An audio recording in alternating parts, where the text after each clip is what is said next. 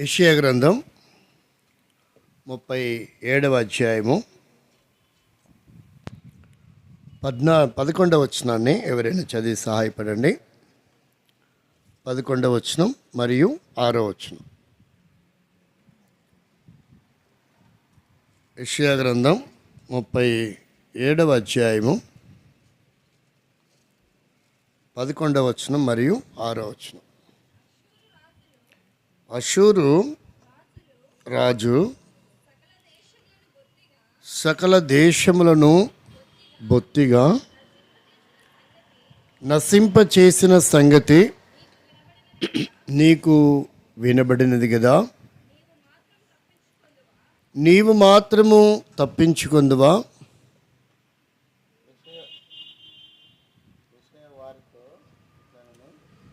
మీ యజమానునికి ఈ మాట తెలియజేయుడి. నీ యజమానునికి ఈ మాట తెలియజేయుడి. యెహోవా సెలవిచ్చినది ఏమనగా అష్షూరు రాజు సేవకులు నన్ను దూషింపగా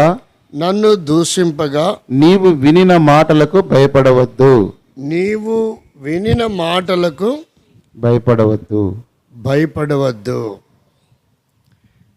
ఈ రాత్రి మన శీర్షిక భయపడకము. ఈ రాత్రి మన శీర్షిక ఏంటి?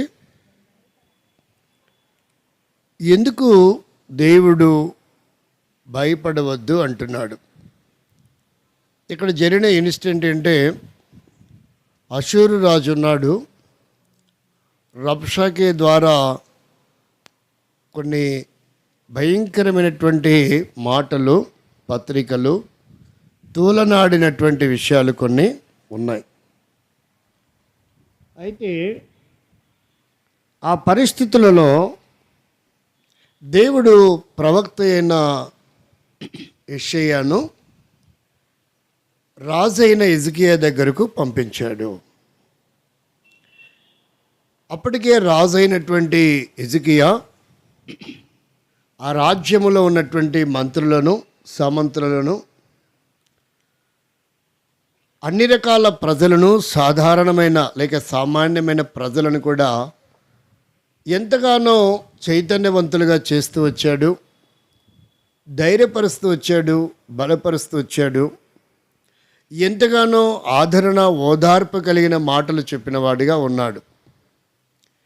అయితే అషూరు రాజు ఎలాంటి వాడంటే, తను అనుకుంటున్నాడు, ఇప్పటి వరకు నేను ఎంతోమంది రాజులను జయించాను, ఎంతోమంది రాజులు నాతో యుద్ధం చేయకుండానే రాజ్యాలు, సింహాసనాన్ని వదిలిపెట్టి పారిపోయారు. ఎంతోమంది రాజులు నాకు కప్పంప కట్టేవారుగా మారారు.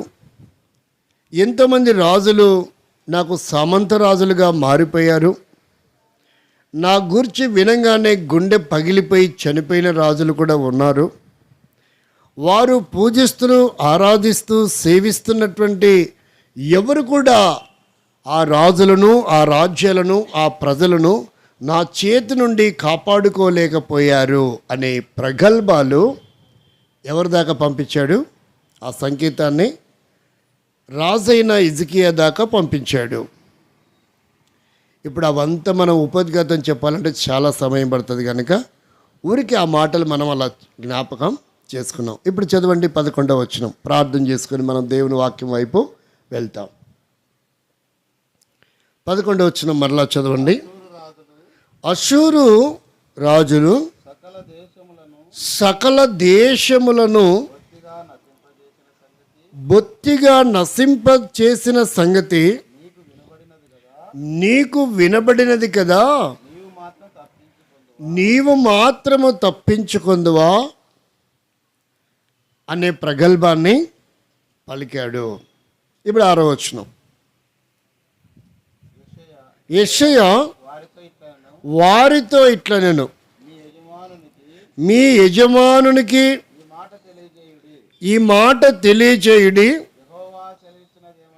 యెహోవా సెలవిచ్చినది ఏమనగా అషూరు రాజు సేవకులు నన్ను దూషింపగా నీవు వినిన మాటలకు భయపడవద్దు. ప్రార్థన చేసుకుందాం. ఒక సహోదరుడు, ఒక సహోదరి క్లుప్తంగా బిగ్గరగా ప్రార్థన చేయండి. రాత్రి ప్రభు మనతో మాట్లాడేటట్లు ఈ కుటుంబ సభ్యులతో, చేరొచ్చిన సంఘముతో, శబ్దాంతరముగా వింటున్న ప్రజలతో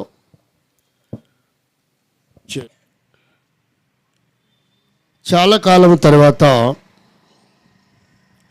చాలా చిన్న వయసులో హిజ్కియా రాజు అవుతూ వచ్చాడు.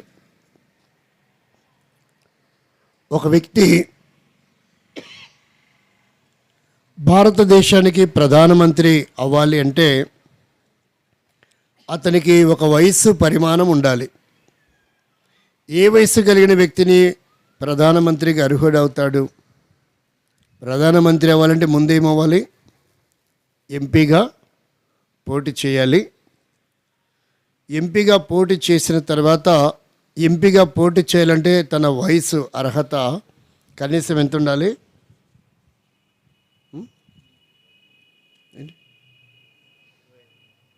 కనీసం 25 అంటే 25 సంవత్సరాలు నిండి ఉండాలి. ఎన్ని సంవత్సరాలు?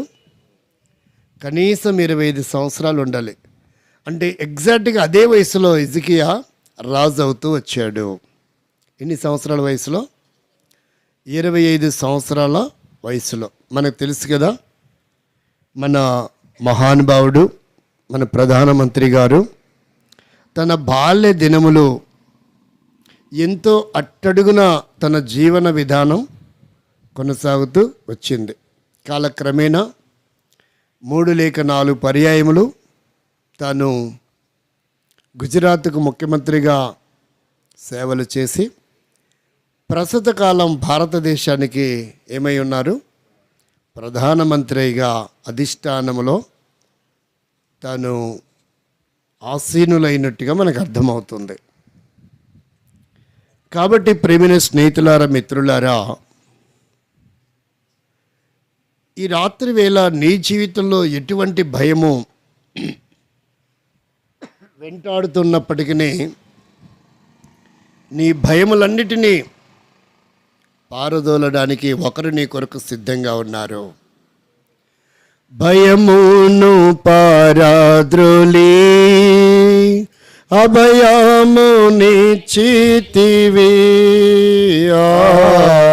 భయమును పారద్రోలి అభయమునిచ్చితివి,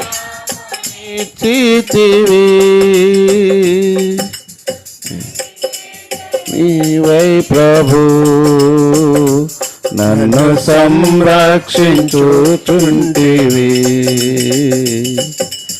ఎబినేజర్ నీవై ప్రభు నన్ను సంరక్షించుచుంటివి. ప్రభువా నిన్ను నే కొనియాడేదన్, హల్లెలూయా పాడేదా. ప్రభు నిన్ను కొనియాడేదన్,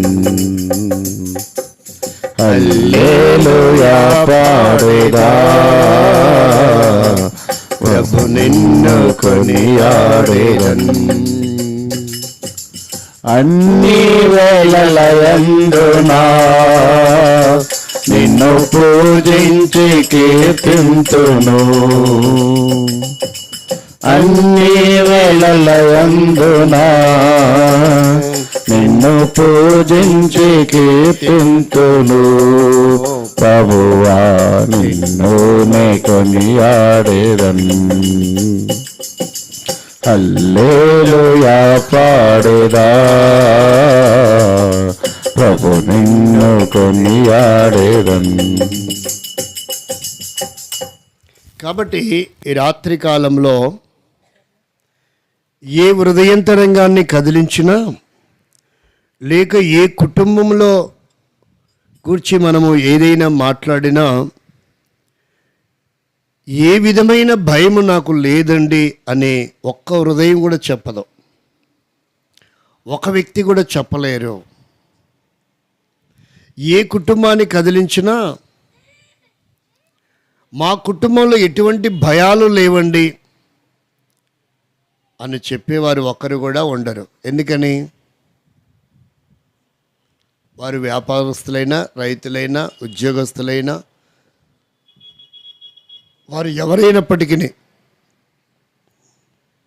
మనిషి అని ఎప్పుడైతే గ్రహిస్తామో ఏదో ఒక భయము ఆ వ్యక్తిని ఏం చేస్తుంటుంది? వెంటాడుతూ ఉంటుంది. కుటుంబంలో సంభవిస్తున్న విపత్తులైనా, హఠాత్తుగా ఎదుర్కొంటున్నటువంటి అనారోగ్య పరిస్థితులైనా, ఆర్థికపరమైన ఇబ్బందులైనా, అర్ధరంతరంగా సంభవిస్తున్నటువంటి ప్రమాదాలైనా, కాబట్టి ఏ విధముగా చూసినప్పటికీ ప్రతి వ్యక్తి హృదయంలో ఏదో ఒక రకమైన భయం. ఎదిగిన అమ్మాయిలుంటే భయం, వారి భవిష్యత్ ఏంటి, వారిని ఎలా తీర్చిదిద్దాలి, వారికి ఏ కష్టము రాకుండా ఎలా చూసుకోవాలి. చూడండి, కొంతమందికి ఒక మాసం వస్తుందంటే భయం. గడిచిన సంవత్సరంలో ఈ మాసంలో అమ్మో కఠోరమైనటువంటి ప్రమాదం, బ్రతుకుదామన్న గ్యారెంటీ లేదు, మరలా ఆ మాసం వస్తుందంటే భయం. మీకు పక్క జిల్లా గురించి ఒక కుటుంబాన్ని జ్ఞాపకం చేస్తాను. ఓబేదు అనే ఒక అబ్బాయి టైర్ల షాపు ఉంది, అంటే పంచర్లు వేస్తాడు అతను. అతని భార్య కుమారి, వారికి 2 బాబులు. ప్రతి సంవత్సరం డిసెంబర్ వస్తేనే భయం అంట వారికి. అసలు ఈ డిసెంబర్ రాకుంటే బాగుంటుంది. అలా ప్రతి సంవత్సరం డిసెంబర్లో లక్షల రూపాయలు ఖర్చు అవుతుంది వారికి. కుమారుడికైనా బాగోలేకుండా అయిపోతుంది. ఓబేదికైనా ఘోరమైన యాక్సిడెంట్ జరిగింది, కుమారికైనా సమస్య వస్తుంది. అలా కుటుంబంలో లక్షల రూపాయలు డిసెంబర్ మాసం వస్తేనే భయం. పోయిన సంవత్సరం నేను నవంబర్లో ఒక ప్రత్యేకమైన కూడికకు కర్నూలు జిల్లాకు వచ్చాను. విజిటింగ్కి వెళ్ళినప్పుడు సేవకుడు ఆ కుటుంబానికి తీసుకొని వెళ్ళాడు. అలా ఎవరు ప్రార్థన చేసినా మాకు ఈ ప్రమాదం తప్పడం లేదు, నేను ఇక ఎబ్రోను మందిరం మానుకుందాం అనుకుంటున్నాను. అంతేకాదు అసలు దేవునితో సంబంధాలే విడిచిపెట్టాలనుకుంటున్నాను. ఇదే చివరి ప్రార్థన చేయండి. ఇంకా నాకు చాలా ఆశ్చర్యం వేసింది. దేవుని మందిరానికి, దేవునికి దూరం అవటానికి ఏం చేయాలంట? చివరి ప్రార్థన. అంటే రాబోతున్నది ఏ మాసం? డిసెంబర్ మాసం. అంటే ఇవరు కూడా నేను నవంబర్ మాసమే పరిచయమా? ఇవరు కూడా నేను నవంబర్ మాసంలోనే వచ్చినట్టున్నా కదా, ఏదో మర్మం ఉన్నట్టుంది. కాబట్టి అప్పుడు నేను ప్రార్థన చేస్తూ ఉంటే వాళ్ళు ఏడ్చి చెప్తున్న విషయం, అవి ఏం అవసరం లేదు, ఈ డిసెంబర్లో ఏ సమస్య ఉండదు. కుమారికి చెప్పినటువంటి కౌన్సిలింగ్ అవే.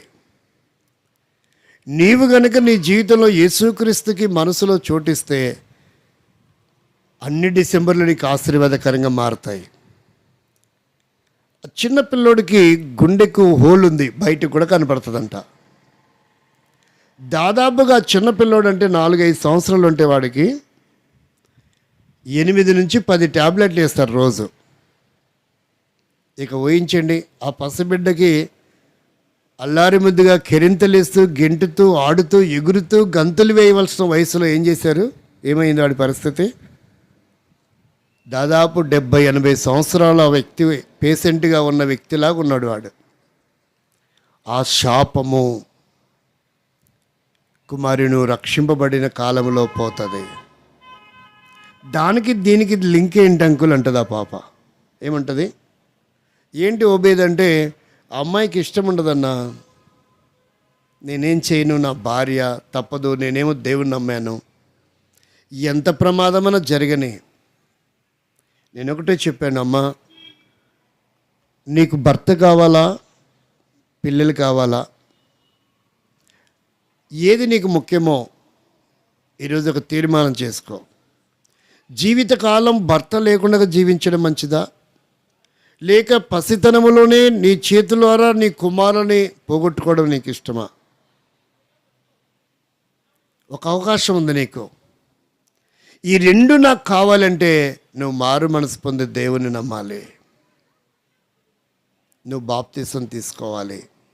ఇంతే. అంటే చాలామంది వచ్చారు అంకుల్ మా ఇంటికి పాస్టర్స్, ఇలా ఎవరు చెప్పలేదేంటి, సంథింగ్ మీరు ఎందుకు ఇలా చెప్పాలనుకున్నారు, దానికి దీనికి లింక్ ఏంటి? మనం ఇలా మాట్లాడదాం. ఒక మేకు టైర్కి దిగితే ట్యూబ్లో ఉన్న గాలి అంతా పోవాలనే రూల్ ఏంటి?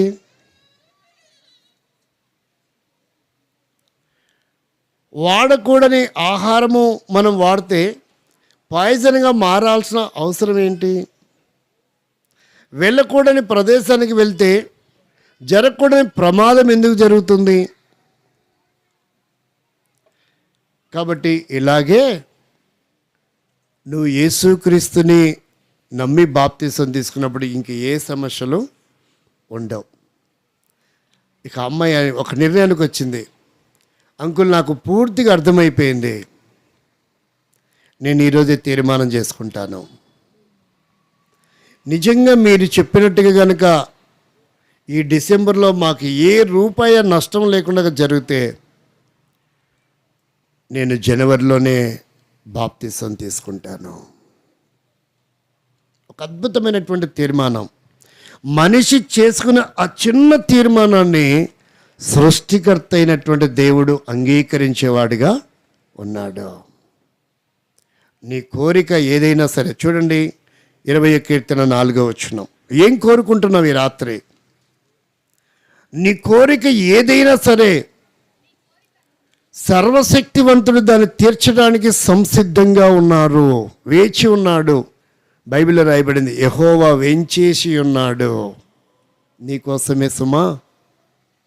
నీ కోరికను సిద్ధింపచేసి నీ ఆలోచన యావత్తు సఫలపరచునుగాక. ఈ వాక్యం నీకు అవసరం లేదా? లేక నీ కుటుంబంలో నీ భార్య, నీ భర్త, నీ పిల్లలు, నీకు కలిగిన సమస్తము క్షేమంగా సుఖంగా ఉండాలని ఎవరికైనా ఇష్టం లేకుండా ఉంటుందా? ప్రతి వ్యక్తికి కావాలి. ఇవి కావాలంటే ఒక బలమైన నిర్ణయం నువ్వు తీసుకోవాలి. ఏం పేరయ్యా? దేవేంద్రనా?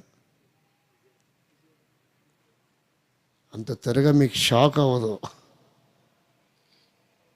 సునీతనో సుజాతనో ఒక పాప, కొన్ని నెలల నుంచి వారి పాప ఆటో డ్రైవర్,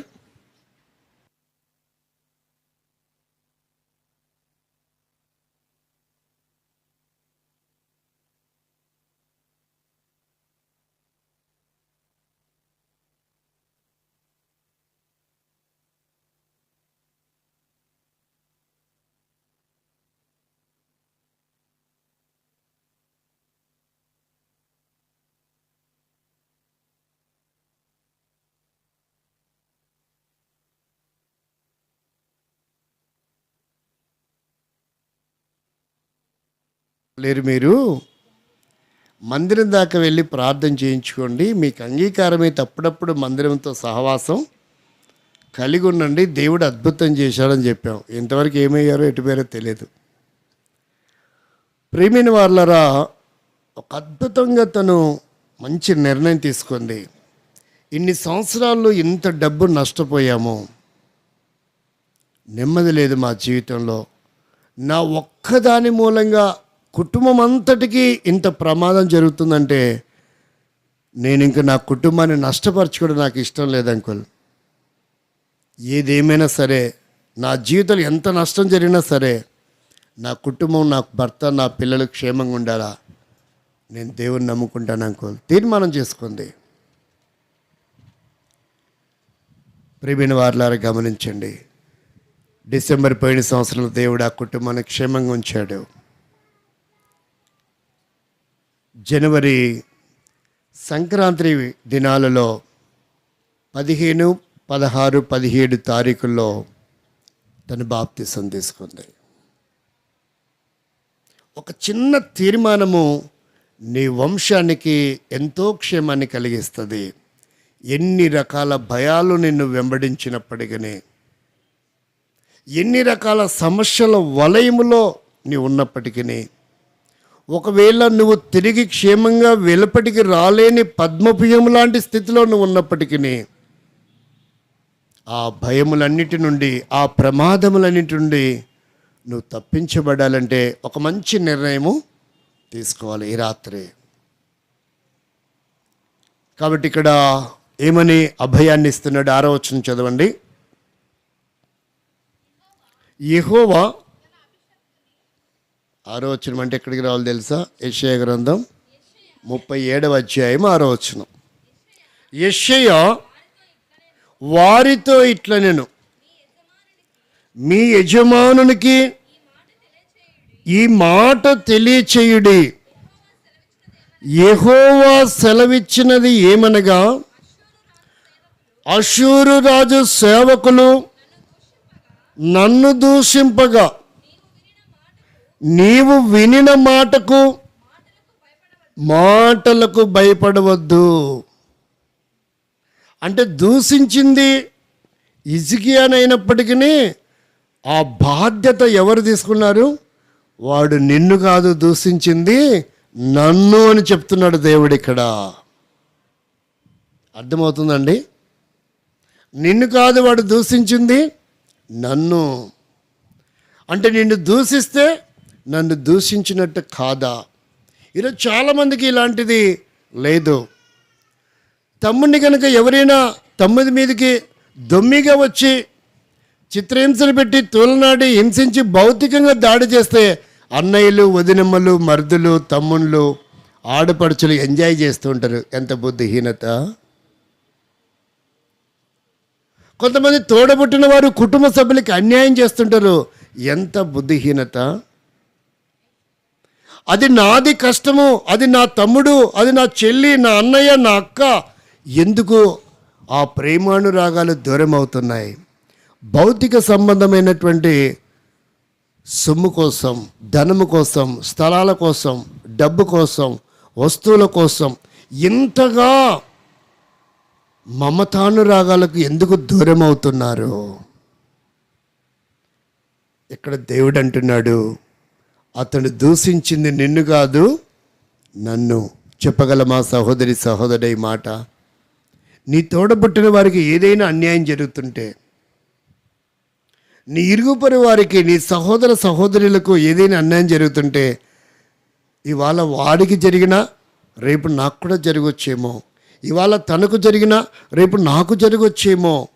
మేమంతా యూనిటీగా ఉండాలా, ఒకటిగా ఉండాలా అనే భావం ఎందుకు రావడం లేదు? అది లేకుండా ఉన్నంతకాలము ఏదో ఒక క్షణం నీ ఇంటి తలుపును కూడా భయము తట్టుతుంది. ఆ రోజు ఎవరి దగ్గరికి వెళ్తావు? ఆ రోజు ఎవరి మీద ఆధారపడతావు? ఆ రోజు నీ సమస్యను ఎవరితో పంచుకుంటావు? ఎవరికి చెప్పుకోలేక గదిలో లోపల ఉండిపోయి తలుపు మూసుకొని నీకు నువ్వే ఏడవలసిన పరిస్థితి. లేదంటే కొన్ని గంటల తర్వాత శవంగా బయటికి కనపడే పరిస్థితి వస్తుంది తప్ప. ప్రియమైనటువంటి సోదరి సోదరుడా, నువ్వెవరివైనా, ఏ కులమైనా, ఏ జాతి అయినా, ఏ మతమైనా, ఏ నామాన్ని సేవించే వ్యక్తివైనా, ఎంతటి భక్తి వైరాగ్యములు కలిగిన వ్యక్తివైనా, ఎంతటి నిష్ఠ గరిష్టలు కలిగిన వ్యక్తివైనా, ఒక్కసారి ఈ మాటలు యందు నీ మనసు లగ్నముంచు. శబ్దాంతరంగా వినబడుతున్న ఈ మాటలు విన్నవించుచుండగా చిత్తగించుడి. ప్రియమైనటువంటి సోదరి సోదరుడా, ఇక్కడ అంటున్నటువంటి మాట ఎన్ని రకాల భయాలు. 34వ అధ్యాయం యెషయా గ్రంథం 14వ వచనం. అడవి పిల్లలను నక్కలను అచ్చట కలుసుకొనును, అచ్చట అడవి మేక తన తోటి జంతువును కనుగొనును, అచ్చట చువ్వపిట్ట దిగి విశ్రమ స్థలము చూచుకొనును. ప్రేమైనటువంటి వారిలో ఎంతటి క్షేమాన్ని కోరుకుంటున్నాయో చూడండి. ఎటువంటి ప్రమాదం లేకుండా ఉన్నటువంటి విధానాన్ని, ఏ భయం లేకుండా విధానాన్ని ఈరోజు పిల్లులు, కుక్కలు, చివరికి అన్నిటికంటే అసహించుకునే పంది సైతం తన పిల్లల దగ్గరికి వస్తే ఏం చేస్తుంది? ఎంత మంచిలో సరదాగా తీసుకుని వెళ్ళండి అంటవా. కోడి సైతం ఏదైనా పక్షి వస్తే, గద్ద వస్తే కూడా అది దానికి సహజ సిద్ధమైన కాకపోయినా అది కొన్ని అడుగులు ఏం లేస్తుంది? పైకి లేస్తుంది, ఎగురుతుంది తన పిల్లల్ని కాపాడుకున్నట్టుకాయ. అంటే వాటికి ఏ భయము లేకుండా ఉంచడానికి ఎంతగానో భద్రత కల్పిస్తున్నట్టుగా మనకు అర్థమవుతుంది. ఈ రాత్రి నీ విషయం, నా విషయం ఏంటి? నీకు జన్మించిన పిల్లలకు ఏ పాత్రం భద్రత కలిగిస్తున్నావు? భయం లేకుండా తండ్రి కాగలిగావు, కానీ ఒక నిజమైన తండ్రి కాలేకపోయావు. తల్లి అయ్యావు, కానీ ఒక నిజమైన తల్లి కాలేకపోయావు. భార్య అయ్యావు, కానీ నిజమైన భార్య కాలేకపోయావు. భర్త అయ్యావు, కానీ ఒక నిజమైన భర్తగా నీ జీవనం లేదు. అత్త అయ్యుండొచ్చు, కోడలుగా, నీ స్థానం ఏదైనా సరే ఒక నిజమైనటువంటి వ్యక్తిగా నీ జీవనం ఉంటే ఎంత బాగుంటుందో. కొంతమంది కోడలు ఊరు నుంచి వస్తుంది అంటే భయం అత్తమామలకి. కొంతమంది ఊరికి అల్లుడు వస్తున్నాడంటే భయం అత్తమామలకి. చూడండి, ఆలోచించండి. రాక్షసి కాదు, మనిషే. ఎందుకు అలాంటి భయాలు వస్తున్నాయి? ఏమో, ఎప్పుడు, ఎలా? నిన్న సాయంకాలం ఎప్పుడు అన్నగారు అంటున్నారు, సమయాలు వస్తుంటే జనాలు ఏమైపోయాడంట? భయం. సమయాలు సమాధానంగానే వస్తున్నావా? భయం. సేవకుడు వస్తే భయపడకూడదు, ఘనాచారి వస్తే భయపడాలి. ఎవరు వస్తే భయపడాలి? ఘనాచారికి భయపడాలి, సేవకుడికి భయపడకూడదు. సేవకుడు మన ఇంటికి వస్తున్నాడంటే మనం క్షేమం కోరేవాడే. అందరినీ సేవకులు అనకూడదు. మళ్ళీ అక్కడ కూడా ఒక సమస్య ఉంది. ఆ టైటిల్ తగిలించినంత వలన మాత్రాన యేసు ప్రభు కాడు. కాబట్టి ఇక్కడ మనం గమనించవలసిన విషయం ఏంటంటే, సత్యవేద గ్రంథం చెప్తున్న మాట, ఎవరికి మనం భయపడాలి, ఎవరికి మనం భయపడకూడదు. ఈరోజు వ్యర్థమైన వాటన్నిటికీ మనం భయపడుతున్నాం.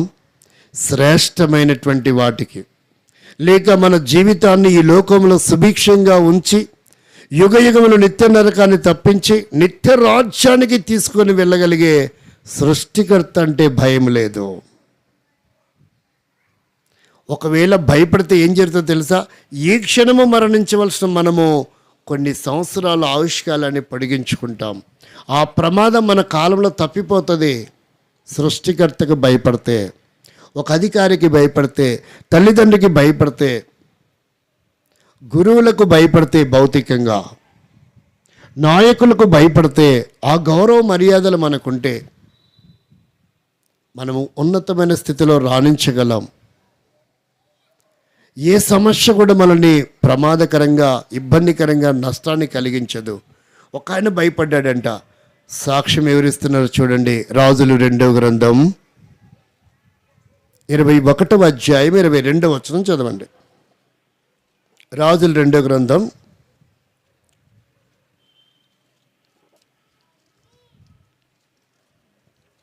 ఎవరికి భయపడితే క్షేమము? ఈ రాత్రి మనం కొన్ని మాటలు పరిశీలన చేద్దాం.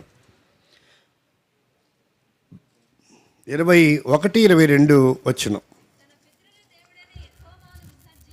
తన పితరుల దేవుడైన యెహోవాను విసర్జించి, చదవండి,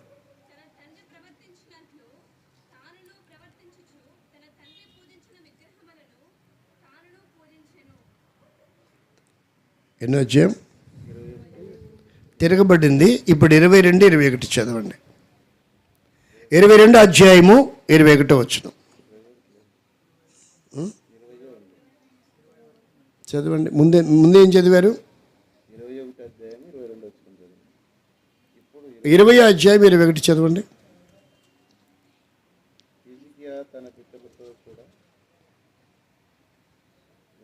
22 అధ్యాయము 22 రాజులేనా? ఒకసారి చూడమంటారా?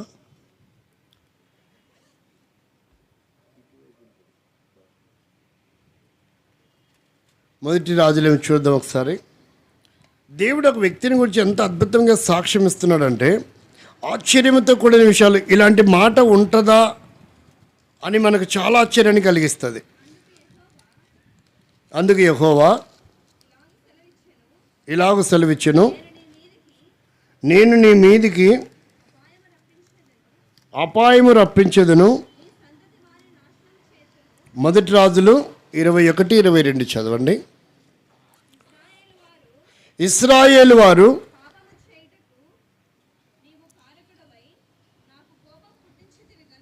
మొదటి రాజుల గ్రంథం 21 అధ్యాయము 22 వచనం చదవండి. ఇశ్రాయేలు వారు పాపం చేయుటకు నీవు కారకుడవై నా కోపం పుట్టించుదు గనుక నెబాతు కుమారుడైన యరొబాము కుటుంబమునకును అహియా కుమారుడైన బయెషా కుటుంబమునకును నేను చేసినట్లు. ఒక గుడ్డి గుర్తు చెప్పానే, అక్కడ ఉంటుందని. అంటే కంప్యూటర్ ప్రింట్ ఒక చోట ఉంటుంది, మాన్యువల్ ప్రింట్ ఒక చోట ఉంటుంది కదా.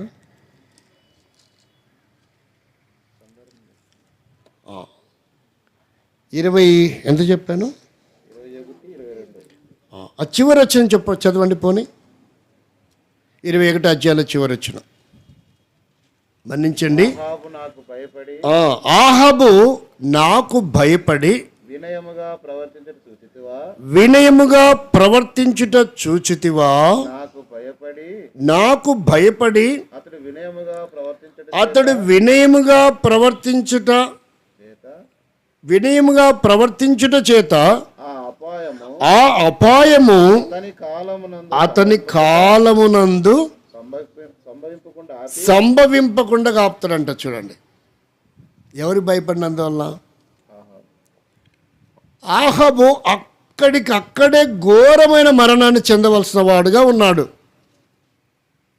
అతని దోషములు, అతని తప్పిదములు, అతను చేసిన ప్రమాదములు ఘోరమైనవి, క్షమించలేనటువంటివి చేశాడు. కానీ చివరికి ఆయన ఏం చేశాడంట? తన తప్పును తెలుసుకున్నాడు. ఈనాడు చాలామంది తన తప్పును తెలుసుకోవడం లేదు.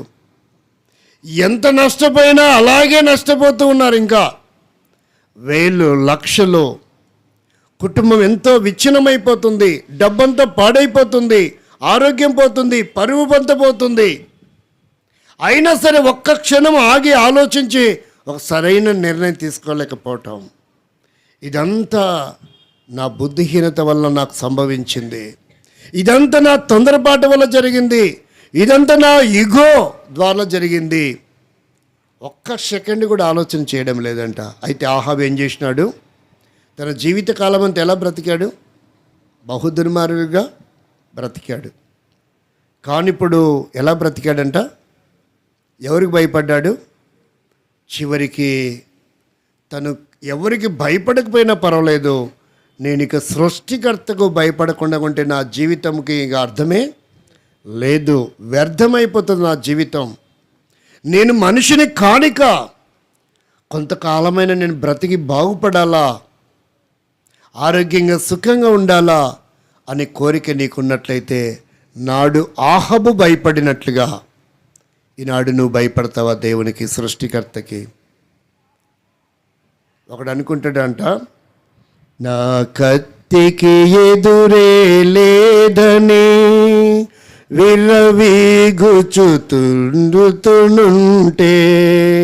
నా కత్తికి ఎదురే లేదని విర్రవీగుచు తిరుగుచునుంటే, అంటే ఒక్క క్షణమైనా అనుకోవడం లేదంట, నేను తలుచుకుంటే ఏమైనా చేస్తా, నాకు తిరుగులేదు. ఒక్కసారి దేవుడు కలిగించుకుంటే తలలో ఒక చిన్న నరాన్ని కదిలిచ్చాడు అనుకో, జీవితాంతం ఎక్కడుంటాడు? కోమలో ఉంటాడు. ఒకవేళ తల నుంచి వెన్నెముక వైపు కిందకు వస్తున్న నరములో ఒక్క నరం కదిలింది అనుకోండి, ఏమవుతుందో తెలుసా? మంచంలోనే ఇంకా. ఎందుకంటే నరము కనుక తన స్థానంలో డిక్స్ వచ్చి నరానికి అలా తగులుతుంది అనుకోండి, ఆ తీవ్రత, నొప్పి, సర్జరీ చేసిన, ఒకవేళ కృత్రిమమైన డిక్స్ వేసిన, ఆ నరముకి ఆపరేషన్ జరగక, ఆ ప్రమాదము లేక జీవితకాలం అంతా మంచంలోనే. రెండు చూపిస్తాను మీకు. ఒక అబ్బాయి ఉన్నాడు, అబ్రామ్ అని. మధ్యాహ్నం చెప్తూ వచ్చాను కదా, సామ్యుల్ గారు అని ఒక ఆయన ఉన్నాడు. ఆయన 10 గంటలకి బాస్మతి మటన్ బిర్యానీ తింటాడు, 1:30 రాత్రి 2 గంటలకు కూడా తినగలడు. వాళ్ళ మామయ్య గారు, వాళ్ళ అల్లుడు, చెట్టు మీద నుంచి తాటికాయలు కోద్దామని ఎక్కాడంట. సడన్గా ఏమైందో కింద పడ్డాడు. ఎక్కడ దెబ్బలు తగల, డైరెక్ట్గా మోకాళ్ళ మీదలా గుద్దుకున్నాడు, అంతే. బాడీ పనిచేయడం లేదు. 22 ఏండ్లు వయసు ఉంటుంది, ఒకడే కుమారుడు. ప్రేమిన వారలారా గమనించండి, డాక్టర్లు కొన్ని లక్షల రూపాయలు మూల్యం చెల్లించారు. ఆపరేషన్ అయింది. ఇప్పటికి 4 సంవత్సరాలు మంచంలోనే ఉంటాడు. L4, L5 సర్జరీ చేశారు. డాక్టర్లు చెప్పిన సలహా ఏంటంటే నిదానంగా కోలుకొని తిరుగుతాడండి. ఇప్పుడు ఎంతకాలం అయింది? 4 మాసాలు. అలా 4 సంవత్సరాలు. 4 సంవత్సరాల తర్వాత నేను వాడికి పరిచయం అయ్యాను, వేరే వాళ్ళ ద్వారా. పరిచయం అయిన తర్వాత వెళ్ళి చూస్తే కాళ్ళు ఎలా ఉంటాయి అలా ఉన్నాయి వాడి కాళ్ళు. చక్కగా ముందు వాడి కాళ్ళకు ట్రీట్మెంట్ ఇచ్చాం. ఒక ఆకు ఉంటుంది, ఆకు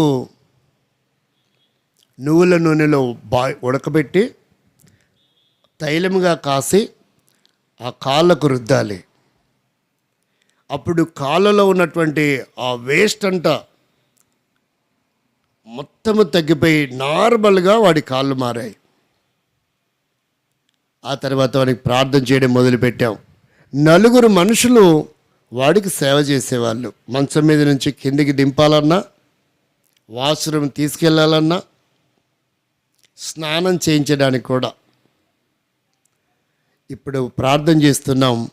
వాడు ఒక్కడే మంచం మీద నుంచి కిందికి దిగుతాడు, ఒక్కడే ఇంట్లోకి బయటికి వస్తాడు.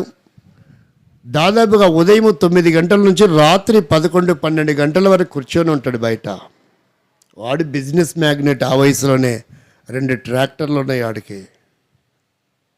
ఆ మండలం అంతా వాడి పేరు తెలియనోడు ఉండడు. ఎవరైనా కిరాయి కావాలంటే, బాడిగలు కావాలంటే ఫోన్లు చేసి బ్రతలాడి ఏదైనా ఉంటే చెప్పండి అంటాం. వాడికి అట్ట కాదు, క్యూలో వచ్చి నిలబడతారు. రాత్రి 2 గంటల నుంచే ఫోన్లు వస్తూ ఉంటాయి. వాడు అలా ఉండి కూడా మెయింటెనెన్స్ చేస్తున్నాడు సుమా. అయితే ప్రభుకు స్తోత్రం, వాడిలో చాలా ధైర్యం వచ్చింది. దేవుడు నన్ను స్వస్థపరుస్తాడు. 25-30 కిలోమీటర్లు, 40 కిలోమీటర్లు, మన 70 కిలోమీటర్లు బండి మీద వెళ్ళొచ్చాడు. అంటే వాడు తోలలేడు, కానీ వేరే వాడు తోలితే వాడు కూర్చుంటాడు వెనక. 4 సంవత్సరాలు గదికే పరిమితమైన వాడు. అసలు వాడు ఉన్నాడో లేడో చాలామందికి తెలియదు. ఏమైపోయాడు 4 సంవత్సరాలు. వాడికి ఆశ కలుగుతుంది. అన్నా, నేను కూడా బాప్తీసం తీసుకుంటాను, నా కొరకు ప్రార్థన చేయండి. మా నాన్న నేను ఇద్దరం ఒకసారి తీసుకుంటాం. బ్రతకగోరేయాలనే ఆశ నీకుంటే, నీ భయము ఏదైనా సరే వాటి నుంచి దేవుడు నిన్ను విడిపిస్తాడు. వాటి నుండి దేవుడు నిన్ను స్వస్థపరుస్తాడు. అసలు ఒక వ్యక్తికి అనారోగ్యం ఎందుకు వస్తుందో తెలుసా? 38వ కీర్తన 3వ వచనం చదవండి. ఈరోజు నీకు కూడా అలాంటి అనారోగ్యమేనేమో. నువ్వు ఎంతో ఆరోగ్యవంతుడివి, ఎంతో ఆరోగ్యవంతురాలివి, ఎవరికి తెలీదు నీకు ఒక వ్యాధి ఉందని, ఎవరు నమ్మరు నేను చూస్తే నీకు ఒక సమస్య ఉందని. కానీ ఎన్నో సంవత్సరాల నుంచి ఫంక్షన్లకు వెళ్ళకుండా, కార్యక్రమాలకు వెళ్ళకుండా గదికే పరిమితమైపోయి హాస్పిటల్ వైపు తిరిగి తిరిగి వేసారిపోయి ఉన్నావా? అయితే నీ బ్రతికి ఎలాంటిదో, నీ రహస్య జీవితం ఎలాంటిదో, నీ స్థితి ఎందుకు అలాంటి ఘోరమైన ప్రమాదం సడన్గా నీ జీవితంలో సంప్రాప్తం అవుతూ వచ్చిందో ఇక్కడ రాయబడిన ఆన్సర్ ఒకసారి చదవండి. నీ కోపాగ్ని వలన ఆరోగ్యము నా శరీరమును విడిచిపోయేను, నా పాపమును బట్టి నా ఎముకలలో స్వస్థత లేదు. అందుకంటారు, ఎందుకంటే వాడు ఇలా అంటే వాడి పాపం ఏనాడు పండుతుందో. ఒకవేళ ఏదైనా ప్రమాదం జరిగితే అమ్మయ్య పీడ విరుగుడైపోయింది, వాడి పాపమే పండింది. సంఖ్యాకాండం 32వ అధ్యాయము 23వ వచనం. ఎక్కడెక్కడ తప్పించుకుంటున్నావు? నీ దోషములను బట్టి, నీ అక్రమాన్ని బట్టి, నీ అన్యాయాన్ని బట్టి, రాజకీయ నాయకులను బట్టి, పోలీస్ స్టేషన్లలో, కోర్టులో, అన్ని చోట్ల నువ్వు తప్పించుకుంటున్నావు. సిబిఐ నుండి కూడా తప్పించుకుంటున్నావు. కానీ ఒక చోట నుంచి నువ్వు తప్పించుకోలేవు సుమా. సంఖ్యాకాండం 32వ అధ్యాయము 23వ వచనం. మీరు అట్లు చేయని యెడల యెహోవా దృష్టికి పాపము చేసిన వారగుదురు గనుక మీ పాపమే ఏం చేస్తుందంట? పోలీసు వాళ్ళు పట్టుకునే అవసరం లేదు, సిబిఐ వాళ్ళు పట్టుకునే అవసరం లేదు. నిన్ను ఎవరు పట్టుకోకపోయినా ఎవరు పట్టుకుంటారు? నీ పాపిష్టి లక్షణాలే, నీ దుర్మార్గపు కార్యాలే, క్రియలే ఒకరోజు నిన్ను పట్టి పీడించి మంచపు శయ్యమీనికి, మరణపు శయ్యమీదకి ఎక్కిస్తాయి. ఆ రోజు నువ్వు అనుకుంటావు, అయ్యో నాకెంత దౌర్భాగ్యకరమైన జీవితం ఇది, ఇంక నేను బాగుపడలేను, నాకు బ్రతకాలని లేదిక, మరణమే శరణము. శరీరములో ఆరోగ్యం ఉండగా, అవయవాలు చక్కగా పనిచేస్తుంటుండగా, మరణపు శయ్య ఎక్కక మునుపు, మరణమే రాక మునుపు ఒక తీర్మానం చేసుకోవడం నీకు అవసరమే. దేవుని వాక్యం చెప్తా ఉంది సామెతల గ్రంథం 5వ అధ్యాయము 6వ వచనం 7వ వచనం చదవండి. సామెతల గ్రంథం 5వ అధ్యాయము, అది జీవ మార్గమును, 7వ వచనం 8వ వచనం చదవండి 9 వరకు. కుమారులారా నా మాట ఆలకింపుడి, నేను చెప్పే ఉపదేశము నుండి తొలగకుడి. ఎక్కడికి వెళ్ళొద్దంట? కొన్ని చోట్ల వెళ్తా ఉన్నావు సహోదరుడా, సహోదరి, ఎవరు చూడలేదు అనుకుంటున్నావు, ఏదైనా చేయొచ్చు అనుకుంటున్నావు, నాకేంటి నేను మగాన్ని అనుకుంటున్నావు, నేను ఎలా ఉన్నా తప్పు లేదనుకుంటున్నావు. నీకు తెలియదు ఏం సంభవించబోతుందో. 3వ అధ్యాయం దగ్గరకు వస్తారా? 8వ వచనం 9వ వచనం చదవండి. అప్పుడు నీ దేహమునకు ఆరోగ్యమును, నీ ఎముకలకు సత్తువయు కలుగును, నీ రాబడి అంతటిలో. అప్పుడంటే ఎప్పుడు? అది ముఖ్యమైన విషయం. అప్పుడంటే ఎప్పుడు? ఆ పై వచనం చదవండి. నేను జ్ఞానిని కదా అని నీవు అనుకొనవద్దు, యెహోవా యందు భయభక్తులు కలిగి చెడుతనమును విడిచిపెట్టుము. ఏం విడిచిపెట్టాలా? చెడుతనం అనేది నీకు జీవితంలో విలయతాండమాడుతూ ఉంది. చెడుతనం నీ నోటికి ఎలా ఉందో తెలుసా?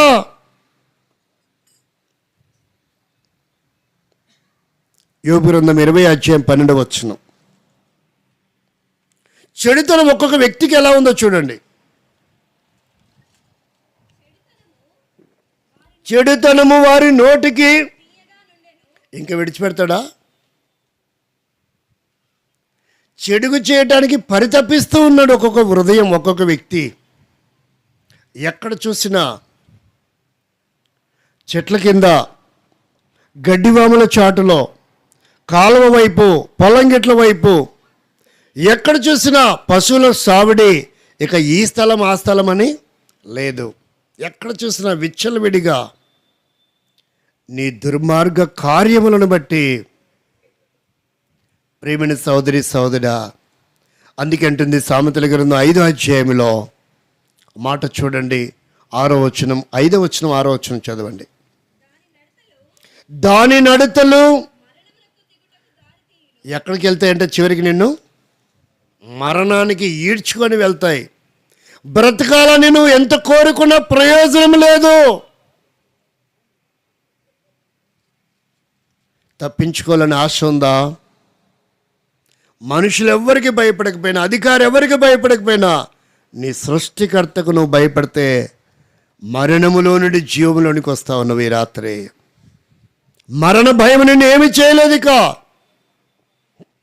అందుకే ఆహాబు ఏం చేసి వచ్చాడంట, దేవునికి భయపడినందువలన తన కాలంలో సంభవించవలసిన ప్రమాదం తప్పించుకున్నాడు.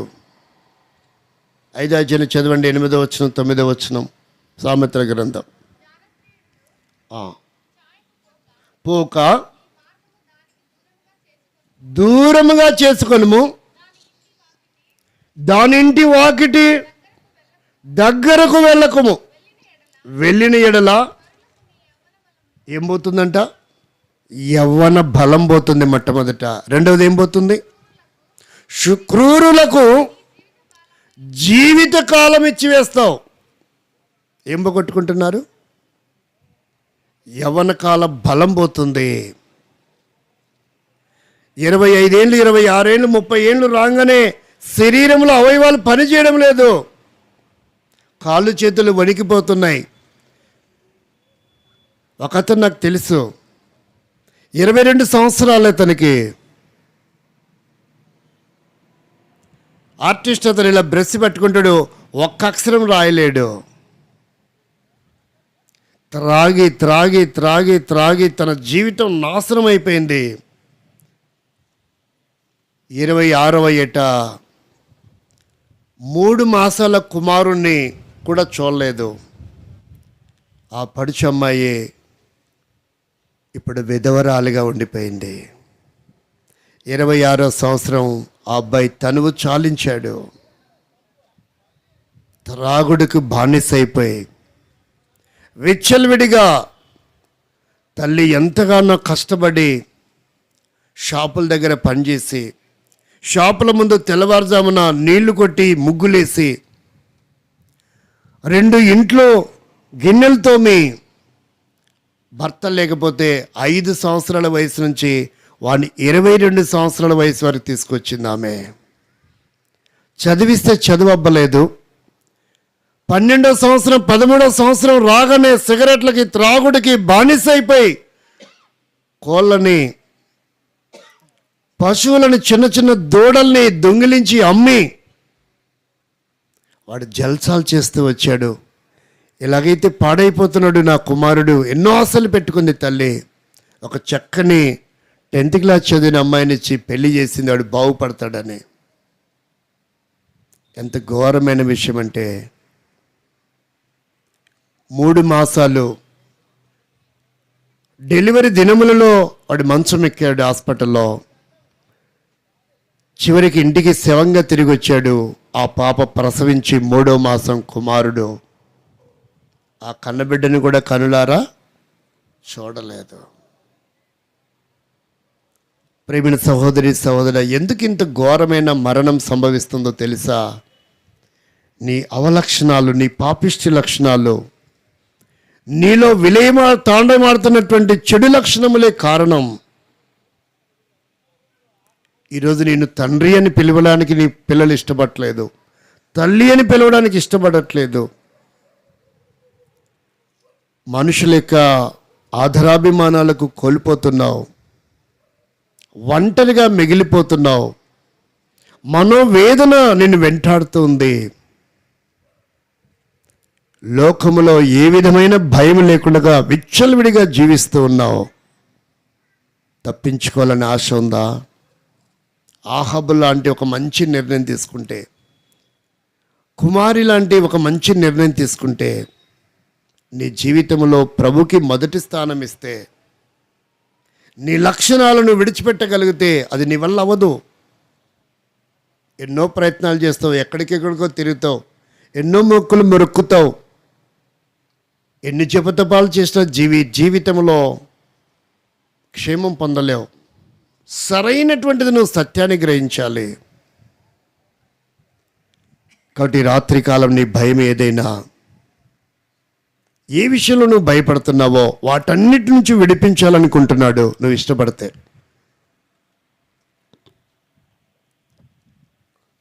10 నిమిషాల్లో నేను ముగిస్తాను. చూడండి, ఈ రాత్రి నీకు ఇష్టమా? అంగీకరిస్తున్నావా? బ్రతకాలని నీకు ఆశ ఉందా? బాగుపడాలని ఉందా నీకు నీ జీవితంలో? నువ్వెవరమైనా కావచ్చు. అయితే దేవుడు అంటున్నాడు, ఆయనకి గనక భయపడడం నువ్వు నేర్చుకుంటే మనుషులెవరికి భయపడద్దు. రోడ్డు మీద బస్ స్టాప్లో దాదాపుగా ఒక 60-70 మంది బస్ స్టాప్లో వెయిట్ చేస్తుంటారు బస్ కోసం. ఆ సమయంలో ఒక పోలీసు ఉద్యోగి డ్యూటీ డ్రెస్లో తను కర్తవ్యాన్ని నిర్వర్తించడానికి, విధులకు వెళ్ళడానికి తను కూడా బస్ ఎక్కి వేరే ఊరికి వెళ్ళడానికి బస్ స్టాప్లో ఉంటాడు. కానీ ఆ బస్ స్టాప్లో ఉన్న ఒకడు పరిగెత్తుకుంటూ వెళ్ళాడంటే అర్థం ఏంటి? అక్కడున్న వారు ఎవ్వరు పరిగెత్తలేదు. పోలీసు వారు రాగానే అతను ఒకడు పరిగెత్తుకుంటూ వెళ్ళాడంటే అర్థం ఏంటి? వాడు ఒరిజినల్ దొంగ. మిగతా వాళ్ళు ఎవ్వరికీ భయం లేదు పోలీసుని చూసినప్పుడు. వీడొక్కడు ఎందుకు భయపడి పరిగెత్తాడంటే వాడు ఏదో చేయకూడదు చేశాడు. బహుశా వాడు భయం ఏంటంటే ఇతను నా కోసమే వస్తున్నాడని. తప్పు చేసిన వాడికి ఖచ్చితంగా భయం ఉంటుంది. నువ్వు భయపడుతున్నావంటే మనుషుల దృష్టికి తప్పు చేసి కూడా నువ్వు ధైర్యంగా ఉండొచ్చు, కానీ సృష్టికర్త దగ్గర నువ్వు ధైర్యంగా ఉండలేవు. మనకు తెలుసు ఎవరెవరు ఎలాంటి ఘోరమైన ప్రమాదాన్ని రుచి చూశారు. 3 రాష్ట్రాలను గడగడలాడించిన కిల్లర్ వీరప్పన్ పరిస్థితి ఏంటి? ప్రేమైన వారలారా గమనించండి. వేల ఎకరాలను, వేల కోట్ల రూపాయలను సిద్ధపరచుకున్నటువంటి నయీం పరిస్థితి ఏంటి? మహబూబ్ నగర్ జిల్లా షాద్ నగర్ అతి సమీపంగా కొన్ని క్షణాలలో కుప్పకూలిపోయినటువంటి పరిస్థితి. ఎవరికి భయపడకపోవచ్చు. అందుకే సత్యవేద గ్రంథం బైబిల్ చలవిస్తుంది, కత్తి పట్టినవాడు కత్తితోనే నశించిపోతాడు. నువ్వు అనుకుంటున్నావు మోసగించడానికి నువ్వు అలవాటు పడ్డావా? ఆ మోసమే నిన్ను ఒకరోజు చంపుతుంది. అతి సమీపంగా ఉన్నటువంటి వ్యక్తి కారులో ప్రయాణం చేస్తున్నారు. శత్రువు ప్రమాదం నుంచి తప్పించుకున్నాడు. ముద్దు సీను ఎవరు చంపారు? ఆలోచించండి. ఎప్పుడు మరణము నిన్ను ఏ విధంగా నిన్ను సంభవిస్తుందో తెలీదు. తప్పించుకోలేవు. నీ అలవాట్లు, నీ పద్ధతులు, నీ ప్రమాదాలు నిన్ను వెంటాడుతున్నాయి. విడిచిపెట్టవు. ఎక్కడ దాక్కున్నా విడిచిపెట్టరు. తప్పించుకోలేవు నువ్వు. అందుకే అంటుంది, నీ పాపమే నిన్ను పట్టుకుంటుంది. ప్రేమైన సోదరి సోదరా, ఎందుకంత ప్రమాదం తెచ్చుకోవడానికి ఇష్టపడుతున్నావు? దేవుడు అంటున్నాడు, నీకు ఒక గొప్ప అభయాన్ని ఇవ్వాలని ఇష్టపడుతున్నాడు. చూడండి, లూకా సువార్త 8వ అధ్యాయము 48-50 వచనాల వరకు చదవండి, లేక 50 వచనం చదవండి. ఈ రాత్రి నువ్వు ఇష్టపడతావా? ఈ రాత్రి నువ్వు అంగీకరిస్తావా? యేసు ఆ మాట విని భయపడవద్దు, నమ్మిక మాత్రం ఉంచుము.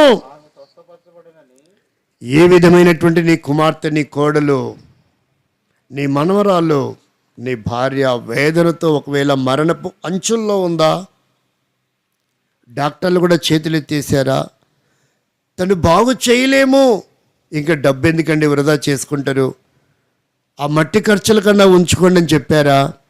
మా వల్ల కాదండి అన్నారా? దేవుడు అంటున్నాడు, భయపడకము. ఏమంటున్నాడు? భయపడకము, నమ్మిక మాత్రం ఉంచుము, ఆమె స్వస్థత పొందుతుంది. నమ్మితే స్వస్థత ఎంత ఈజీగా ఉందో చూడండి. ఏమని నమ్మాలి? యేసుక్రీస్తు నిజమైన రక్షకుడు, జగత్ రక్షకుడు, నా ప్రాణదాత, నా విమోచకుడు, నా సృష్టికర్త అని నమ్మాలి. నేను నమ్మనండి అంటే నీ ఇష్టం. ఒకే ఒక్క అవకాశం ఉంది నీకు. ఎన్నో ప్రయత్నాలు చేసావు, ఎక్కడికెక్కడికో తిరిగావు. బ్రతికించుకోవాలని ఉన్నా నీ కుమార్తెని, కుమారుణ్ణి బ్రతికించుకోవాలని ఉందా? నీ కోడల్ని, నీ భార్యని బ్రతికించుకోవాలని ఉందా? నీ మనమరాల్ని బ్రతికించుకోవాలని ఉందా? నీ చెల్లిని బ్రతికించుకోవాలని ఉందా? నీ తల్లిని. ఈ రాత్రి నువ్వు నమ్మాలి. నువ్వు నమ్మితే ఆమె బాగుపడుతుంది, నువ్వు నమ్మకపోతే ఆమె పాడవుతుంది. కాబట్టి అంటున్నాడు ఇక్కడ, భయపడకము, నమ్మిక మాత్రం ఉంచుము, ఆమె స్వస్థపరచబడుతుంది. ఆశ ఉందా నీకు? రాత్రి ఇప్పటికే చాలా హాస్పిటల్ తిరిగావు, చాలా డబ్బు ఖర్చు పెట్టావు, ఇంకెన్నో ప్రయత్నాలు చేస్తున్నావు, ఎక్కడెక్కడనో ఏమేమో చేసావు, దిగదుడుపులు ఎగదుడుపులు, ఎక్కడెక్కడో ఎవరెవరు మాటలు వింటూ వచ్చావు. ఆ 3 రోడ్లు కలిసే చోట, 5 రోడ్లు కలిసే చోట కోడిగుడ్లు తీసావు, కొబ్బరికాయలు తీసావు, కోడి పిల్లలు తీసావు, ఏమేమో పాతి పెట్టావు, ఏమేమో చేసావు. ప్రయోజనం లేదా? రాయి రాత్రికాలం యేసునాథుని దగ్గరికి. ఎవరు చెప్పిందల్లా చేసావు నమ్మి. ఒక్కసారి యేసునాథుని నమ్మి చూడగలిగితే నీ జీవితంలో దేనినో నమ్మావు, చెప్పిందల్లా చేస్తూ వచ్చావు. ఎంత డబ్బైనా ఖర్చు పెట్టావు. అవసరమైతే స్థలాలు, వెండి, బంగారం, ఆస్తులు కూడా, వాహనాలు కూడా అమ్మేసావేమో. అవసరమైతే ఒక ఎకరా తెగనమ్మైనా సరే బాగు చేసుకోవాలనుకుంటున్నావేమో. ప్రయోజనం లేదు, చేయి దాటిపోయింది. డాక్టర్లు కూడా ప్రమాద సూచిక ఎగరవేశారా? 4వ స్టేజ్లో ఉంది క్యాన్సర్ అని చెప్పారా? సహోదరుడా, సహోదరి, కష్టమండి అన్నారా? ఒక్కసారి యేసు దగ్గరికి రా. నీ జీవితంలో ఏ భయం ఉన్నా సరే ఆయన అంటున్నాడు, భయపడకము, నమ్మిక మాత్రం ఉంచుము, స్వస్థత కావాలా ఈ రాత్రి నీకు? భయపడకము నీ వ్యవసాయం గురించి దేవుడు మాట్లాడుతున్నాడు. భయపడకము నీ వివాహాన్ని గురించి, భయపడకము నీ సంతానం గురించి దేవుడు చెప్తున్నాడు. భయపడకము నీ పశు సంపదను గురించి. ఏ విధమైన భయం నిన్ను వెంటాడుతుంది? 28వ అధ్యాయము ద్వితీయోపదేశకాండము 3వ వచనాన్ని చదువుతారా? భయపడకము నీ శత్రువులను గురించి, నీ కోర్టు కేసులను గురించి, నీ సమస్యలను గురించి, నీ ఇరుగు పొరుగు వారి గురించి. 28వ అధ్యాయము 7వ వచనాన్ని ఒకసారి చదవండి. 7వ వచనం, నీ మీద పడు, నీ శత్రువులను యెహోవా నీ ఎదుట హతమగునట్లు చేయును.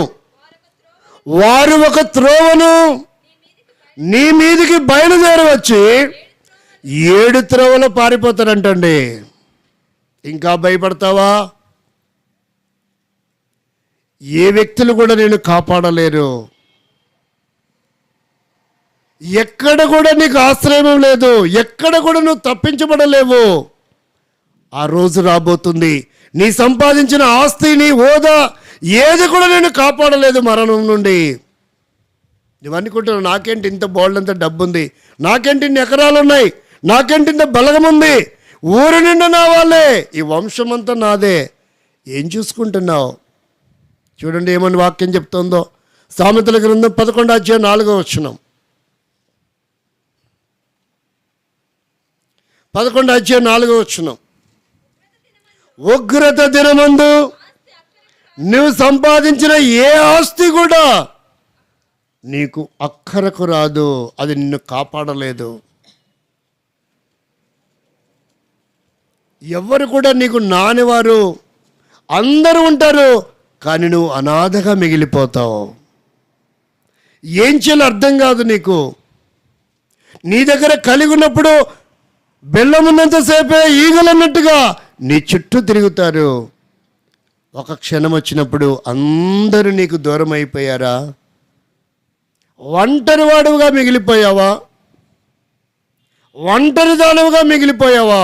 సహోదరి సహోదరా, నీకు కలిగినదంతా పోగొట్టుకున్నావా? ఎంతగానో నమ్మి అందరికీ పంచిపెట్టావా? కృష్ణా జిల్లాలో కాంటి ఉంటుంది, ఆమె పేరు నాగరత్నమ్మ, బ్రహ్మసాని నాగరత్నమ్మ. వివాహమైంది, పిల్లలు లేరు, దాదాపు 8-10 ఎకరాల ఆస్తి ఉంది. తనకు నేను చెప్పా, ఆంటీ పరిస్థితులు బాగలేవు, దేవుణ్ణి నమ్ముకున్నావు, రోడ్డుకి ఆనుకొని ఊరుంది, ఊరిని ఆనుకొని నీకు పొలాలు ఉన్నాయి, ఒక 10 సెంట్లు దేవుని మందిరానికి రాయి, అక్కడ దేవుని మందిరం కడతాం, నీ కొరకు ఒక గది కడతాం, చక్కగా నువ్వు బ్రతికినంత కాలం దేవుని మందిరం సొమ్ము తింటూ దేవుని మందిరంలో గడపచ్చు. నా మాట ఏంటంటే, అయ్యా నాకు ఒక తమ్ముడున్నాడు, నా తమ్మునికి 4 కొడుకులు ఉన్నారు, నా తమ్మునికి 3 కూతుళ్ళు ఉన్నారు, నాకేమో దాదాపుగా మొత్తం అంతా కలిపితే 15 ఎకరాల పొలం ఉంది, నా మేనల్లులకు రాసిస్తా, నా మేడ కోడళ్ళకి రాసిస్తా, నా కోసం అంటే 7 మొత్తం 14 ఎకరాలు రాస్తుంది, నా కోసం 1 ఎకరా పెట్టుకుంటా. ఇంకా నాకేంటయ్యా, నాకేం తక్కువ? ఆ బుద్ధిహీనురాలనింది. తర్వాత తెలిసి వచ్చింది, రాష్ట్రం విడిపోయిన తర్వాత తెలంగాణ ఆ పొలాలకి 1.5 రేటు, 2 కోట్లు 3 కోట్లు, 1 ఎకరం అయితే 5 కోట్లు బైపాస్ రోడ్డు పక్కన ఉంది, రాసిచ్చింది. తమ్ముడికేమో ఆ 1 ఎకరా తమ్మునికి ఇవ్వాలనుకుంది. ఆ తర్వాత అంటున్నా, అయ్యా కాస్త 1 చుక్క పాలు పోయండి అయ్యా, టీ చేసుకొని తాత, కనీసం టీ అయినా పోయండి కనీసం నాకు. ప్రియులారా, ఆహారం లేక, టీ లేక ఈ కోడల దగ్గర పోతే, ఏంటత్తమ్మ నా దగ్గరకు వచ్చావు, దానికి ఇన్ని కోట్ల రూపాయలదే రాసిచ్చావుగా అటిల్లు. ఈ మేలుడి దగ్గర పోతే, అదేంటత్తమ్మ నా దగ్గరకు వచ్చావు, వాడికి అన్ని కోట్ల రూపాయలది రాసిచ్చావుగా అటిల్లు. తమ్ముని దగ్గరికి వెళ్తే, తమ్ముడు ఏంటంటే సుబాబులు అని పంట వేసాడు, మరి ఇక్కడ తెలుసో లేదో నాకు తెలియదు ఆ పంటను. సుబాబులు పంట ఉంది కదా అక్క, మరి దాని డబ్బులు వస్తాయి కదరా, 1000 రూపాయలు నాకు, కనీసం ఏదో ఒకటి ఆ టీ అన్నా తెచ్చుకొని తాగుతా, ఇడ్లీని తింటా రోజువారీగా అంటే, తమ్ముడేమన్నా రేపు నువ్వు వస్తే ఎక్కడి నుంచి తేమంటావు? ఎన్ని కోట్ల ఆస్తి తెలుసా అండి? మొత్తం లెక్కేస్తే 25 కోట్ల దాకా ఉన్న ఆస్తిమంతురాలు గతి ఎలా ఉందో తెలుసా? తమ్ముడు అంటున్నాడు, రేపు నువ్వు చస్తే దిన కార్యక్రమంలో ఎట్లా చేయాలా, ఇప్పుడే 1000 రూపాయలు ఇస్తే నీకు అంటే ఇండైరెక్ట్గా ఏం కోరుకుంటున్నాడు? నువ్వు చావాలని కోరుకుంటున్నాడు, చస్తే ఆ ఎకర ఇతనికి వస్తుందని. అంతకంటే ఇంకేమైనా ఉందా? ఆలోచించండి. ఒక నెల మా ఇంట్లో నుంచి ఆమెకు పెట్టాం. తర్వాత అన్నారంట, పాస్టర్ గారి దగ్గర పోయి తింటమేంటి నువ్వు? ఆ మరలా ఇజ్జత్ అడ్డం వచ్చింది, ఇగో చౌదరీస్ కదా, మరలా వెనక్కి వెళ్ళిపోయింది. చివరికి ఆమె గతి ఎంత దరిద్రంగా ఉందంటే, సరైన వస్త్రము లేక, పందుల సావిడిలకు ఆ ఇండ్లు కూడా ఆక్రమించేసుకున్నారు. పందుల సావిడికి ఇలా వసారుంటే ఆ బురదలో కంపులో పందులు తిరుగుతుంటాయి, ఈమె కూడా అక్కడే ఉంటుంది. ఆమెను పిలిచి ఒకరోజు వెళ్ళాను. కరోనా కాలంలో ఎవరి దగ్గర రావట్లా, పట్టించుకునే నాదుడు లేడు. 8 రోజులు అయిందంటే భోజనం లేక, టీ కూడా లేక. జాషువా, నువ్వు తండ్రి లాంటి వాడివయ్యా, చిలకకి చెప్పినట్టు చెప్పావయ్యా, నాకు రాజయోగం ఉండేదయ్యా. నాకు ఆ పొలము, ఊరి పక్కన పొలంలో ఒక 10 సెంట్లు వేడగొట్టిన ఇలా జరుగుతుంది అనుకోలేదయ్యా. ఇంకా నాకు బ్రతకాలని లేదయ్యా. అవసరమా? ప్రియమైన స్నేహితులారా, మిత్రులారా, ఒక్కసారి ఆలోచించండి. కొంతమందికి ఎంతో ఉంటుంది, విత్ ఇన్ సెకండ్లో దాన్ని విడిచిపెట్టిపోతారన్న సంగతి వాళ్ళకి తెలియదు. అందుకనే బడి, గుడి అంటే బడికైనా ఇస్తారు, కనీసం దాతలు అంటే గుడికైనా ఇస్తారు. కానీ కొంతమంది చర్చికి వెళ్ళాలంటే ఎంత కష్టమో, ఎంత కష్టం అంట, అదేం అలవాటో మనకు తెలీదు. కాబట్టి ప్రియమైన స్నేహితులారా, నీ శత్రువులు ఎంతమంది ఉన్నా సరే, వారు నీ మీద దొమ్మిగా వచ్చి పడినా సరే, కర్రలతో, కత్తులతో, రౌతులతో చుట్టుముట్టినా సరే, నువ్వేమి కలవరపడాల్సిన పని లేదు. దేవుడు అంటున్నాడు, భయపడకము. నీ శత్రువులు ఒక దారిలో పరిగెత్తుకుంటూ ఏం చేస్తారంట, 7 దారులు వారు ఏమైపోతారు, పారిపోతారు. ఇష్టపడుతున్నావా ఈ రాత్రి? ఇలాంటి దేవుడిని కావాలని అంగీకరిస్తున్నావా? బ్రతకాలనుకుంటున్నావా? ఆరోగ్యం పొందాలనుకుంటున్నావా? శత్రువుల మీద విజయం పొందాలనుకుంటున్నావా? లేక ఇంకా భయముతో బిక్కుబిక్కులాడుతూ ప్రాణాలు అరచేతులు పెట్టుకొని టెన్షన్స్తో, తీవ్రమైన వ్యాధితో, భయంకరమైన ప్రాణం విలవిల్లాడే బీపీతో, బ్లడ్ ప్రెషర్తో ఒకవేళ నువ్వు ఉన్నట్లయితే నువ్వెంత ప్రమాదం తెలుసా? అది ఎక్కువైందనుకోండి, కిడ్నీ మీదనే ప్రభావం చూపుతుంది, హార్ట్ మీదనే ప్రభావం చూపుతుంది, బ్రెయిన్ మీదనే ప్రమాదం చూపుతుంది. దానివల్ల నీవు చూస్తూ ఉండగానే కుప్పగొలిపోయే పరిస్థితి. ఆ భయం నుంచి బయటపడాలనుకుంటున్నావా? అంటున్నాడు, భయపడకము. నీ శత్రువులు 7 మార్గముల గుండా నీ దగ్గర నుంచి పారిపోతారు. ఇప్పుడు చదవండి 3వ వచనం ఏమంటున్నాడో. ఒకవేళ నీకు వ్యవసాయదారుడివా, పశు సమృద్ధి కలిగిన వాడవా, చదవండి, నీవు పట్టణంలో దీవింపబడతావు, నీ వ్యవసాయంలోను పొలములో దీవింపబడతావు. ఇంతకాలము నాకు ఊర్లో ఇల్లు లేదు, అడవిలో సేన్ లేదు, సెంటు భూమి లేదు. ఏది నీ భయం? అంత బలగం కాలిపోయినంత ఉంది, నా బ్రతికి ఇలాగ అయిపోయింది. ఏంటి నీ భయం? వ్యవసాయంలో కలిసి రావడం లేదా? అనుకున్న దానికంటే నష్టపోతున్నావా? ప్రియమైన సోదరి సోదరుడా, ఊర్లో స్థలం ఉందిలే, దాన్ని కాస్త అమ్ముకుందాం, దేన్నైనా సొమ్ము చేసుకుందామంటే అది కూడా అటువైపు ఇటువైపు కబ్జాకు చేయబడిందా? చివరికి నీకు ఇంతకంటే ఎక్కువ లేదనే పరిస్థితి ఏర్పడిందా? ఇంకా అది మాత్రం ఎందుకు లేయ మాయగా, అది కూడా నువ్వే వాల్చుకునే పరిస్థితి ఏర్పడిందా? ఏది నీ భయం? దేవుడు అంటున్నాడు, నువ్వు దేవునికి భయపడితే ఊర్లో నువ్వు దీవించబడతావు, పట్టణంలో దీవించబడతావు, నీ పొలంలో కూడా దీవించబడతావు. 4వ వచనం చదవండి. నీ గర్భఫలము, నీ భూఫలమును, నీ పశువుల మందలు, నీ డుక్కిటెద్దులు, నీ గొర్రె మేకల మందలు ఏవి రాత్రి నువ్వు కలిగి ఉన్నావో, దేని వలన నీ భయమో? నా మేకల పరిస్థితి ఏంటి? నా గొర్రెల పరిస్థితి ఏంటి? నా ట్రాక్టర్ల పరిస్థితి ఏంటి? నా జేసీబీల పరిస్థితి ఏంటి? నా ఆటో పరిస్థితి ఏంటి? నా ఎద్దుల పరిస్థితి ఏంటి? భయపడుతున్నావా సహోదరి సహోదరుడా? నా కోళ్ళ ఫారం పరిస్థితి ఏంటి అనుకుంటున్నావా? నా తోటల పరిస్థితి ఏంటి? నీళ్లు లేవు, ఎండిపోతున్నాయి, ఏంటిది నా పరిస్థితి? పెట్టుబడి పెట్టాను. దేవుడు అంటున్నాడు, నువ్వు ఏ విధమైన భయముతో ఉన్నా ఆయన అంటున్నాడు, నువ్వు దీవించబడాలనుకుంటున్నాడు. ఎవరు అందరూ కూడా నువ్వు నాశనం అయిపోవాలనుకుంటున్నారు, దేవుడు ఒక్కడే నువ్వు బాగుపడాలనుకుంటున్నాడు. ఈ రాత్రి ఇష్టపడతావా? ప్రేమ సోదరి సోదరు, ఒక్క తీర్మానం చేసుకుంటే 6వ వచనం అంటుంది, నువ్వు లోపలికి వచ్చినప్పుడు దీవించబడతావు, వెలుపలికి 2 రకాల ఆశీర్వాదాలు, 2 రకాల జీతం నీకు. ఇలాంటి బలమైన తీర్మానం చేసుకొని దేవుని నమ్మి దేవుని కొరకై మందిరానికి నువ్వు వచ్చిన ఒక రకమైన దీవెన ఉంది, మందిరము నుంచి నువ్వు వెలుపటికి వెళుతున్నా మరో రకమైన దీవెన ఉంది. ఎంతకాలం మందిరానికి దూరం అయ్యావు, ఎంతకాలం వారిని వీరిని గురించి ఆలోచించి చిన్న చిన్న కారణాల చేత దేవుని మందిరానికి దూరం అయిపోయావు. సహోదరి సహోదరా, ఎలా నువ్వు సుఖంగా ఉండగలవు? ఎలా భయం లేకుండా ఉండగలవు? ఎలా ఆనందంగా గడపగలవు? తిన్నది ఎలా ఒంటికి పడుతుంది? ఎలా నిద్ర పడుతుంది? నీకు నిద్రపడుతున్నావు, నువ్వు క్షేమంగా ఉండలేకపోతున్నావు. కారణం ఏంటో తెలుసా? ఏదో ఒక రకమైన భయం. ఈ అప్పుల వాడు వచ్చిపోయి కూర్చుంటాడా తెల్లవారుజామునే అనే భయం. ఆలోచించండి, ఎంతకాలమైంది ఇప్పటికీ దేవుని మందిరానికి దూరమై.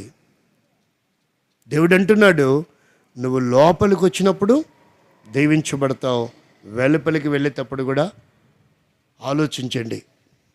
ఒకవేళ నెలకి వారానికి 4 రకాల కూడికలు ఉన్నాయి అనుకోండి, అంటే 8 ఆశీర్వాదాలు వస్తాయి నీకు. అప్పుడు నెలకి ఎన్ని అవుతున్నాయి? 32 ఆశీర్వాదాలు.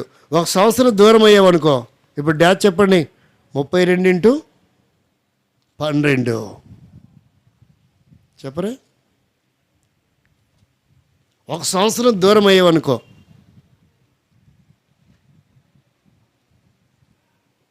32 × 12 374.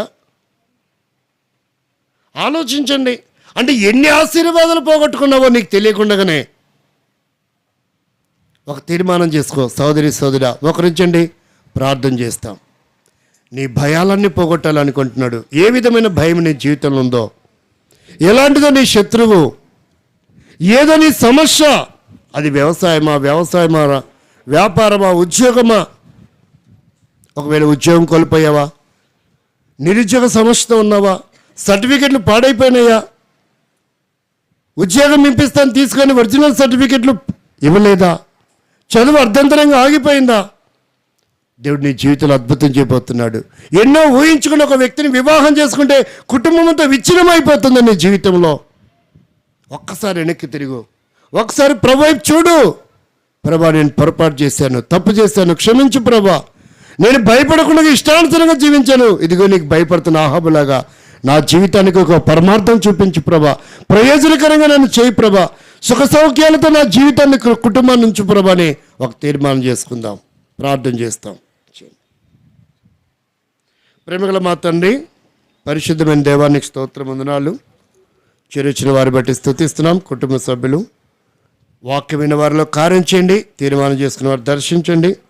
ఎవరు ఏ అవసరం తక్కర కలిగి ఉన్నారో సహాయపడమని, ఎవరైతే నీకు భయపడుతున్నారో వారి జీవితంలో అద్భుతం, ఆశ్చర్యకరం జరిగించమని, శాంతి, సమాధానం, సంతోషం, ఆనందం, ఆరోగ్యం, ఆశీర్వాదం ప్రసాదించమని, నిన్నే సొంత రక్షకుడిగా నమ్ముకొని నీ కొరకు జీవితం అంకితం చేసుకొని గొప్ప ఆశీర్వాదం పొందడానికి, శాపం నుండి విముక్తులు అవ్వటానికి, వేదన నుండి, కరువులు, కాటకాల నుండి, అప్పుల సమస్యల నుండి, అనారోగ్య పరిస్థితుల నుంచి సంపూర్ణమైన క్షేమం పొందడానికి సహాయపడమని, సమస్త మహిమా ఘనత ప్రభావం మీకు ఆరోపిస్తూ మనం యేసుక్రీస్తు వారి నామములో స్తుతించి ప్రార్థించి వేడుకొనుచున్నాం తండ్రి.